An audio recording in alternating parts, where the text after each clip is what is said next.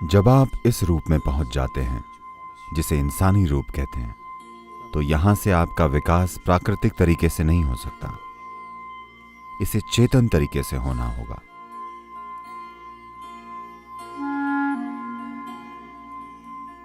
अगर आप चेतन नहीं होंगे तो यहां से कोई विकास नहीं होगा। बंदर विकसित हो सकते हैं, इंसान विकसित नहीं हो सकता। वो सिर्फ चेतन होकर विकसित हो सकता है। कहीं ना कहीं प्रकृति ने आपकी बुद्धि पर भरोसा किया। उसे विश्वास था कि आपकी बुद्धि इस तरह की है कि आप स्वाभाविक रूप से ऊंची चीज चुनेंगे, न कि नीची चीज। पर आप प्रकृति के भरोसे को गलत साबित करने की कोशिश कर रहे हैं, लेकिन यह संभव नहीं है। इससे फर्क नहीं पड़ता कि आप कितने तरीकों से खुद को खुश करें। कहीं ना कहीं कोई चीज किसी विशाल चीज को पाने की गहरी इच्छा रखती है ना? हाँ, आप खुद को धन, कचरे और हर चीज से भर लें, फिर भी ये लालसा नहीं जाती। जब ये लालसा सहन नहीं होती, तब आप खोजते हैं। जब आप खोजते हैं, तो क्या आप उस चीज को खुद नहीं देख सकते जो आपके भीतर ही है? आप देख सकते हैं, पर यह अनजान मार्ग है। ये अनजान मार्ग है इसलिए अगर आप अकेले जाएंगे तो आप जानते हैं कोलंबस के साथ क्या हुआ था। वो भारत आना चाहता था लेकिन अमेरिका पहुंच गया। वो मार्ग अनजान था, तो बस संयोगवश वो इस महाद्वीप पर आ पहुंचा।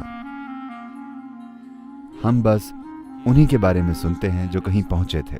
क्या आप जानते हैं कितने लोग कभी कहीं नहीं पहुंचे? हाँ, हजारों नाविक जो यात्रा पर निकले थे, वे कभी कहीं नहीं पहुंचे। अगर आप बिना किसी मार्गदर्शन के अनजान मार्ग पर जाएंगे तो ऐसा ही होगा। आज कोलंबस के यहां पहुंच जाने से जरा देखिए यूरोप से अमेरिका जाना कितना सरल है। क्यों? क्योंकि इस व्यक्ति के कारण आज ये जाना पहचाना मार्ग है ना? इसी तरह आप एक गुरु के पास जाते हैं क्योंकि वे पहुंच चुके हैं।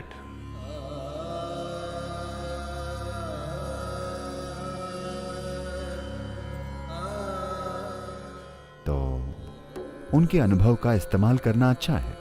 क्या मैं इसे खुद नहीं कर सकता? आप कर सकते हैं, लेकिन हम नहीं जानते कि खुद करने पर आपको इसमें कितने जीवन काल लगेंगे। ऐसा नहीं है कि यह असंभव है। आप इसे एक पल में भी कर सकते हैं, है ना? आप एकदम से भी वहां पहुंच सकते हैं। हम नहीं जानते, लेकिन 99% लोग बस खो जाएंगे और मिट जाएंगे। इसीलिए एक गुरु जरूरी है।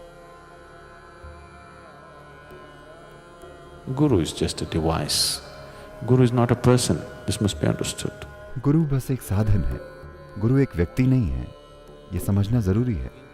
जब आप मुझे एक व्यक्ति से ज्यादा महसूस करना शुरू कर देते हैं, तभी मैं आपका गुरु हूं। उससे पहले मैं गुरु नहीं हूं।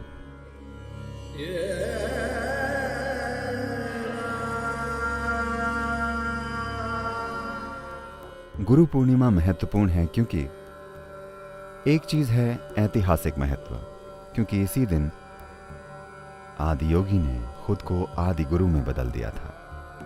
गर्मियों की संक्रांति के बाद की इस पहली पूर्णिमा का एक विशेष महत्व है। इसे आमतौर पर कृपा का दिन माना जाता है और इसी दिन पहले गुरु ने शिक्षा देने का फैसला किया था।